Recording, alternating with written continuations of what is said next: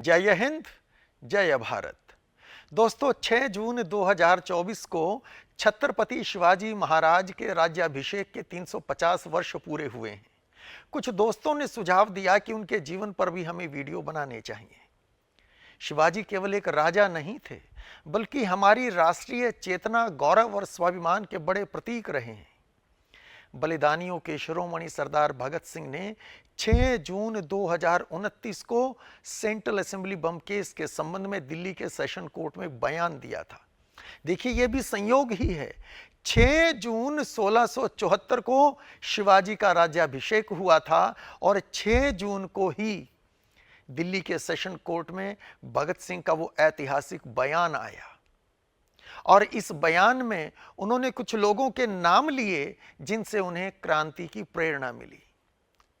उनमें 2 नाम भारतीय थे, एक गुरु गोविंद सिंह और दूसरे छत्रपति शिवाजी। आप भगत सिंह का वो बयान पढ़ सकते हैं। तो सोचा कि शिवाजी महाराज के जीवन की कुछ महत्वपूर्ण घटनाओं पर वीडियो बनाते हैं। इस क्रम में यह पहला वीडियो है और इसमें हम कवर कर रहे हैं शिवाजी द्वारा अफजल खान के वध को। एक और 7 फुट लंबा तगड़ा अफजल खान, दूसरी ओर छत्रपति शिवाजी जो उसके कंधे तक आते थे। कैसे हुआ वो सब, तो चलिए कहानी शुरू करते हैं। शिवाजी के पिता शाहजी भोंसले बीजापुर के सुल्तान आदिल शाह की सेना में बड़े पद पर आसीन थे। शिवाजी अपनी मां जीजाबाई के साथ पुणे में रहते थे, जहां उनकी जागीर थी। मां ने बचपन से ही शिवाजी को देश प्रेम और वीरता की शिक्षा दी थी। शिवाजी ने हिंदवी स्वराज का स्वप्न देखा था और वर्ष 1659 आते आते उनके अधिकार में नए पुराने 40 किले आ चुके थे। उनकी निरंतर बढ़ती ताकत से परेशान बीजापुर सरकार ने शिवाजी के पिता शाहजी से कहा कि वे इस दुस्साहस के लिए शिवाजी को दंड दें। शाहजी ने कहा कि शिवाजी मेरे वश में नहीं है, सरकार स्वयं जैसा चाहे उन्हें दंड दे सकती है। उन दिनों बीजापुर पर अली आदिल शाह द्वितीय का शासन था, जो कम उम्र और नाकाबिल शासक थे, और सरकार का कामकाज देख रही थी उनकी मां बड़ी साहिबा, जो एक शक्तिशाली महिला थी। बीजापुर सेना के सभी प्रमुख जनरल्स को बुलाया गया और पूछा कि कौन है जो शिवाजी को गिरफ्तार करे। सभी इधर उधर देखने लगे। तब अब्दुल्ला भट्टारी सामने आया। इसी अब्दुल्ला भट्टारी को हम अफजल खां के नाम से जानते हैं। वो 7 फुट लंबा तगड़ा बेहद खूंखार व्यक्ति था। बीजापुर के दरबार में दोस्तों उसका कद बहुत बड़ा था। मुगलों के विरुद्ध पिछले युद्ध में उसने बड़ी बहादुरी और रणकौशल का परिचय दिया था, और शायद इसी कारण वो बड़ा अभिमानी भी हो गया था। शिवाजी को जिंदा या मुर्दा पकड़ने के लिए अफजल खान को 10,000 घुड़सवारों की फौज दी गई। बड़ी साहिबा ने अफजल खान से कहा कि शिवाजी को दोस्ती का वास्ता देकर गिरफ्तार कर लेना या उसकी हत्या कर देना। जदुनाथ सरकार अपनी पुस्तक शिवाजी एंड हिज टाइम्स में लिखते हैं, अफजल खान ने भरे दरबार में डींग हाँकते हुए कहा था कि वो शिवाजी को जंजीरों में बांधकर बीजापुर लाएगा और इसके लिए उसे एक बार भी अपने घोड़े से भी नहीं उतरना पड़ेगा। इतना अभिमान। बीजापुर सरकार ने मावल क्षेत्र के सभी देशमुखों को पत्र लिखकर आदेश दिया कि शिवाजी को पकड़ने में पूरा सहयोग दें। कुछ देशमुख अफजल खान से जा मिले, लेकिन कुछ ऐसे भी थे जिन्हें शिवाजी अपने साथ मिलाने में कामयाब रहे। सितंबर 1659 के शुरू में अफजल खान बीजापुर से अपनी सेना को लेकर निकल पड़ा। इतनी बड़ी फौज का वेतन और दूसरे खर्चों के लिए उसे हर महीने 2.5 लाख रुपयों की जरूरत थी। अफजल ने मंदिरों को निशाना बनाना शुरू किया। सबसे पहले उसने पंढरपुर में विठोबा मंदिर को लूटा और भगवान की प्रतिमा को नष्ट किया। उसके बाद पश्चिम की ओर भीमा नदी के दक्षिणी तट के साथ साथ आगे बढ़ते हुए फलटन जिले में प्रवेश किया। फलटन के देशमुख थे बजाजी नायक निंबालकर। उनको शिवाजी के साथ संबंध रखने के आरोप में हाथी के पैरों तले कुचल देने की धमकी दी। निंबालकर ने 2 लाख रुपए की फिरौती देकर अपनी जान बचाई थी। दोस्तों, जदुनाथ सरकार की पुस्तक शिवाजी एंड हिज टाइम्स के अनुसार इस घटना से कुछ वर्ष पहले बजाजी निंबालकर का जबरन धर्म परिवर्तन भी किया गया था, किंतु वर्ष 1657 के आसपास शिवाजी ने बजाजी निंबालकर की हिंदू धर्म में वापसी करवाई थी। और इतना ही नहीं, उन्होंने अपनी बेटी सखुबाई का विवाह बजाजी के बेटे महादजी के साथ किया था, ताकि हिंदू समाज में उनके परिवार की स्वीकार्यता पर प्रश्न खड़े ना हो। अक्सर ऐसा होता था कि यदि किसी की गृह वापसी होती थी तो हिंदू समाज उसको स्वीकार नहीं करता था। अब शिवाजी को डराने के लिए अफजल खान ने प्रमुख हिंदू मंदिरों को लूटा, जैसे जेजूरी और तुलजापुर भवानी का मंदिर। इन शहरों के लोगों से जबरदस्ती धन की उगाही की गई। बीजापुर दरबार के इतिहासकार स्वयं लिखते हैं, खान ने शीघ्र ही शिवाजी द्वारा हथियाए गए हमारे इलाकों को घुड़सवारी का मैदान बना दिया था। घोड़ों के खुरों से उड़ने वाली धूल ने शत्रु को अंधा कर दिया था। उनमें से बहुतों को मार दिया गया और बाकी बिलों में घुस गए। ऐसा लिख रहे थे बीजापुर के इतिहासकार अफजल खान के उस अभियान के बारे में। अफजल खान की योजना थी कि वो अपनी सेना के साथ उत्तर की ओर से शिवाजी के राज्य पर हमला करेगा तथा अफजल खान के सहयोगी मोरे और कुछ दूसरे मावले सरदार दक्षिण की ओर से आक्रमण करेंगे। दोनों तरफ से फंसे हुए शिवाजी को पुणे के मैदानी इलाके में दबोच लेंगे। लेकिन शिवाजी को अफजल की योजना का पता लग गया और उन्होंने तुरंत सेना सहित पुणे के प्रतिकूल क्षेत्र को छोड़कर मावली के घने जंगलों में डेरा डाल लिया। अफजल खान अपने साथ भारी तोपखाना लेकर आया था। यह स्पाट मैदानी इलाकों में तो कारगर होता, पर उन पहाड़ों पर उसे लेकर चढ़ना आसान नहीं था। इससे उसकी गति बहुत कम हो जानी थी। जदुनाथ सरकार अपनी पुस्तक के पृष्ठ 48-49 पर लिखते हैं, स्थिति को भांपकर उसने शिवाजी को पकड़ने या उनकी हत्या करने के लिए उनसे सीधे लड़ने की बजाय कूटनीति का सहारा लिया। वाई पहुंचकर अफजल ने अपने मनोरंजन के वास्ते शिवाजी को गिरफ्तार करने के लिए एक पिंजरा बनवाया। देखिए, पिंजरा बनवाता है कि मैं इसमें पकड़ कर लाऊंगा शिवाजी को। और उधर शिवाजी के साथियों ने शिवाजी को समझौते की सलाह दी, क्योंकि अफजल का विगत बेहद डरावना था। वो एक निर्दयी धोखेबाज व्यक्ति रहा था। वर्ष 1639 में सेरा के राजा कस्तूरी रंगा को धोखे से मार दिया था, जिसे उसने सुरक्षा का भरोसा देकर अपने टेंट में बुलाया था।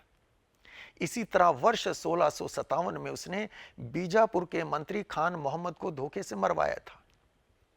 शिवाजी पुणे छोड़कर प्रतापगढ़ किले में पहुंच गए थे। दोस्तों, अगस्त 2022 में मुझे भी प्रतापगढ़ जाने का अवसर मिला था। कैसी है वो जगह, आप भी देख लीजिए। दोस्तों, हम जा रहे हैं किला प्रतापगढ़ को। यहाँ पीछे महाबलेश्वर है जहाँ से हम आए हैं, और ये सड़क आगे को जाके सामने हम जाएं तो ये मुंबई गोवा हाईवे में जाके मिल जाती है। और यहाँ हमारे बाईं ओर वो सामने देखिए वो बोर्ड किले प्रतापगढ़, तो लेफ्ट में 1 किलोमीटर आगे किला प्रतापगढ़ है। तो अब हम चलते हैं किला प्रतापगढ़ की ओर। वो सामने देखिए किले प्रतापगढ़ प्रवेश द्वार। सड़क की स्थिति बहुत अच्छी नहीं है। मानसून का मौसम है, चारों ओर हरियाली तो बहुत है, पर सड़क को देखते हुए प्रतापगढ़ जाने के लिए अगस्त की बजाय अक्टूबर नवंबर का मौसम ज्यादा अच्छा होता है। वो सामने पहाड़ी के ऊपर दिखाई दे रहा है किला प्रतापगढ़। चलिए चलते हैं। दोस्तों, हम पहुंच गए हैं किला प्रतापगढ़ के सामने। अब यहाँ से हमको स्टेप्स चढ़ने होंगे। ये पार्किंग है, यहाँ तक गाड़ियाँ आती हैं। कुछ दूरी पैदल सड़क पर और लगभग 450 सीढ़ियाँ भी चढ़नी पड़ेंगी।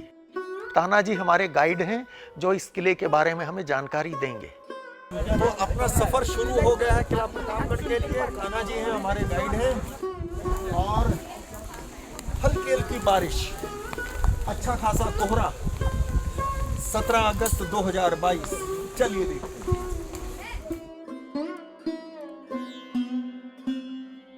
तो हम चलते हैं आगे, और आगे क्या क्या मिलता है।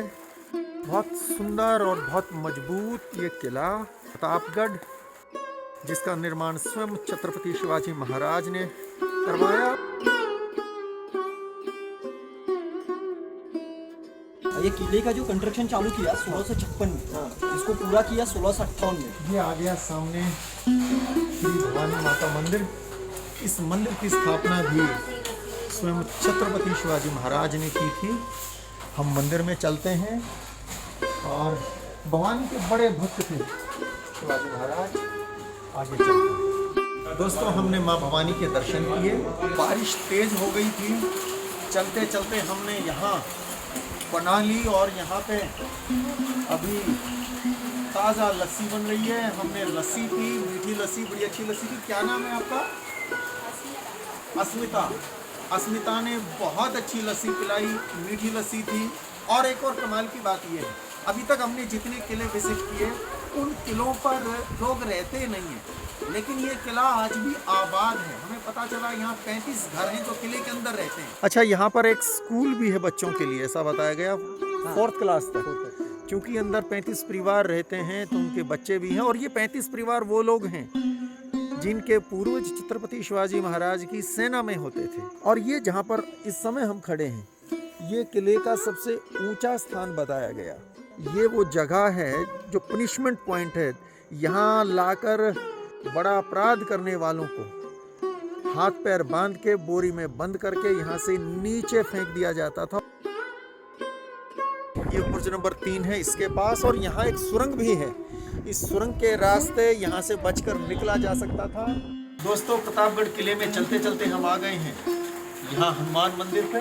और हनुमान मंदिर के सामने श्री हनुमान की प्रतिमा आप देख रहे हैं। ये भी छत्रपति शिवाजी महाराज के समय की है। और जैसा हमारे गाइड ताना जी ने हमें बताया कि समर्थ गुरु रामदास जी के हाथों इस प्रतिमा की यहाँ स्थापना हुई थी। ये प्लेटफॉर्म जो सामने आप देख रहे हैं, यहाँ पर छत्रपति शिवाजी महाराज अष्टप्रधान की मीटिंग लेते थे, ऐसा हमें बताया गया। और यहीं सामने दाएं ओर ये भगवान शिव का मंदिर है।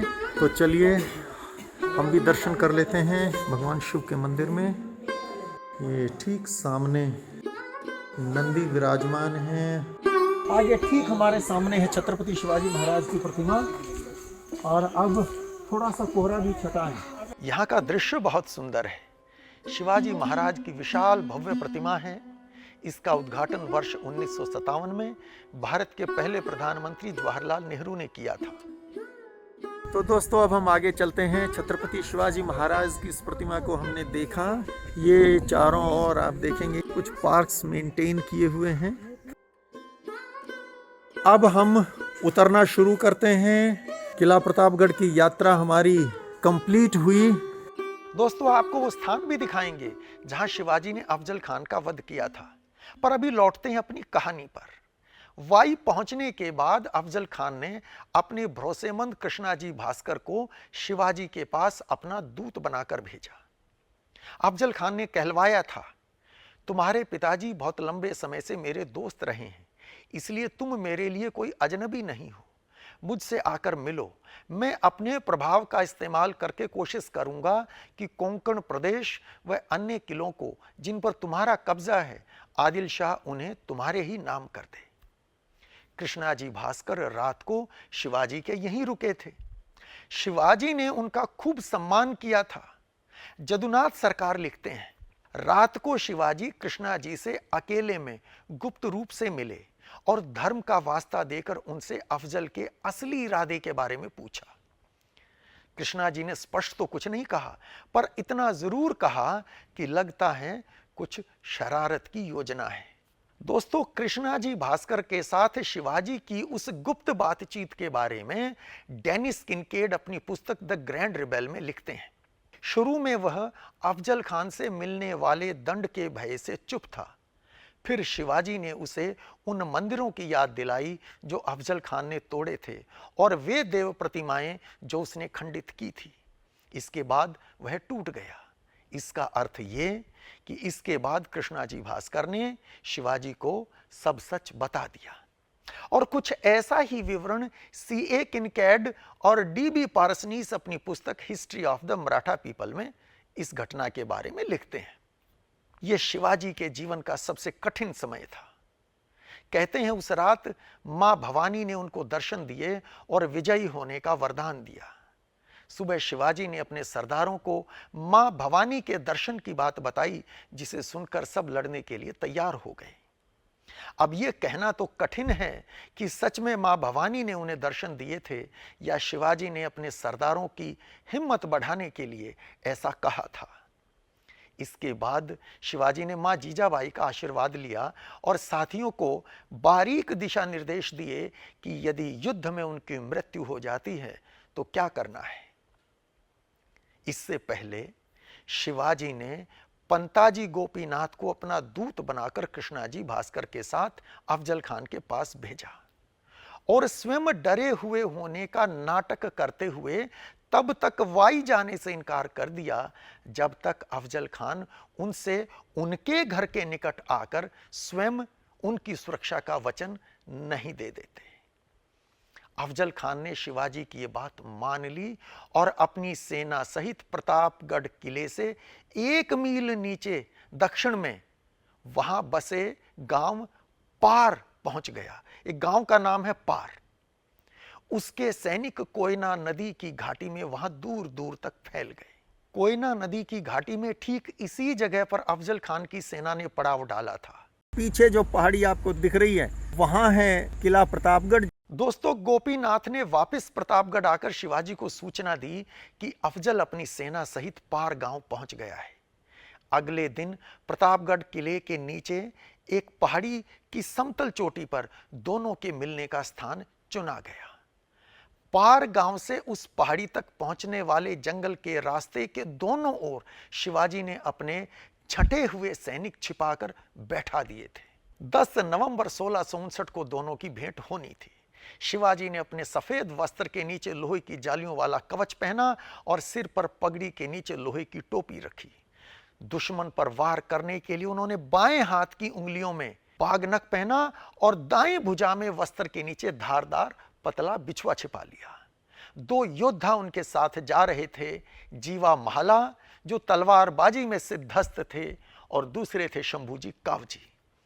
चलने से पहले उन्होंने मां भवानी के मंदिर जाकर मां से विजय का वरदान मांगा और अंत में मां जीजाबाई का आशीर्वाद लिया। उधर अफजल खान 1000 से ज्यादा सैनिकों के साथ पार गांव से ऊपर प्रतापगढ़ की ओर चल पड़ा, जहां दोनों के बीच में उस पहाड़ी की समतल चोटी पर भेंट होनी थी। गोपीनाथ वहीं थे अफजल खान के साथ। उन्होंने 1000 सैनिकों के साथ चलने पर ऐतराज करते हुए कहा कि इस शक्ति प्रदर्शन से शिवाजी डर जाएंगे और मिलने के लिए नहीं आएंगे, इसलिए अफजल को भी अपने साथ केवल 2 बॉडीगार्ड ही लेने चाहिए, जैसा शिवाजी कर रहे हैं। तब अफजल ने अपनी सेना को पीछे छोड़ दिया और पालकी में बैठ गया। उसके साथ अब 2 अंगरक्षक चल रहे थे और उनके साथ एक तीसरा भी था। यह प्रसिद्ध तलवारबाज सैयद बंदा था। शिवाजी ने मिलने की जगह पर शाही मेहमान के स्वागत के लिए महंगे शामियाने, गद्दे और कालीन बिछवाई। टेंट में पहुंचकर उस महंगे फर्नीचर और सजावट को देखकर अफजल को बहुत गुस्सा आया, लेकिन गोपीनाथ ने कहा, यह सब आपके सम्मान के लिए है और जल्दी ही भेंट स्वरूप बीजापुर भेज दिया जाएगा। लेकिन सीए किनकैड और डीबी पारसनीस अपनी पुस्तक history of the Maratha people में इस घटना के बारे में दोस्तों कुछ अलग विवरण देते हैं। उनके अनुसार यह कहासुनी अफजल खान और शिवाजी के बीच हुई थी। वे लिखते हैं, अफजल ने शिवाजी का अपमान करते हुए कहा कि एक किसान कैसे इतनी शान और शौकत रख सकता है। तब शिवाजी ने कहा, यह मेरी मर्जी है, आप कौन होते हैं टोकने वाले? आपका पिता तो एक रसोइया था। दोस्तों, असल में अफजल का पिता बीजापुर की शाही रसोई का इंचार्ज था। दोस्तों, असल में वहां क्या बातचीत हुई, इस पर इतिहासकारों के मत अलग अलग हैं। जदुनाथ सरकार के अनुसार जब अफजल खान ने ऐसा कहा तो शिवाजी टेंट में नहीं थे। वे प्रतापगढ़ किले के बाहर इंतजार कर रहे थे।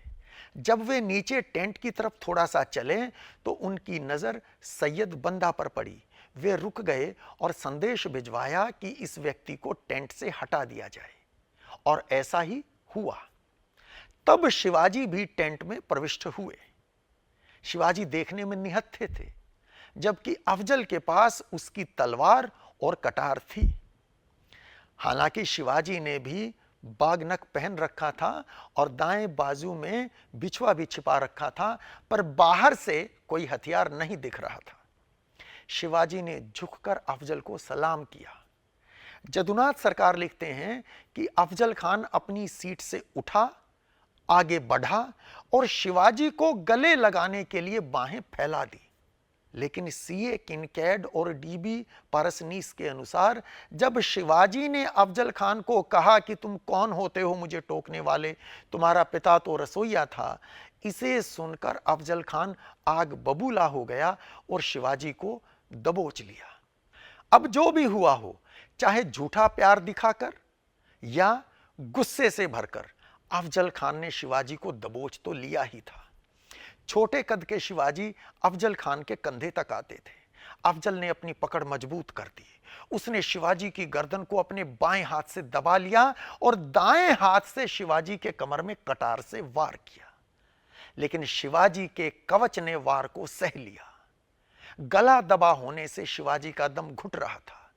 उन्होंने अचानक पलटते हुए बाएं हाथ में छिपे बागनक से अफजल का पेट फाड़ दिया और फिर दाएं हाथ से अफजल के पेट में बिछुए से वार किया। घायल अफजल की पकड़ ढीली पड़ गई थी। शिवाजी भागकर टेंट के बाहर अपने लोगों की तरफ दौड़े। अफजल चिल्लाया, धोखा, खून, मदद करो, मदद करो। तब दोनों के सहायक आगे दौड़े। सैयद बंदा ने अपनी तलवार से शिवाजी के सिर पर वार किया। वार इतना घातक था कि पगड़ी को दो हिस्सों में काटते हुए इसने लोहे की टोपी को भी मोड़ दिया था। शिवाजी ने बड़ी तेजी के साथ जीव महाला से तलवार ली और बचाव करने लगे। जैसे ही सैयद बंदा ने दूसरी बार शिवाजी पर वार किया तो जीवा महाला ने अपनी दूसरी तलवार के वार से उसके दाएं हाथ को काट दिया और उसकी हत्या कर दी।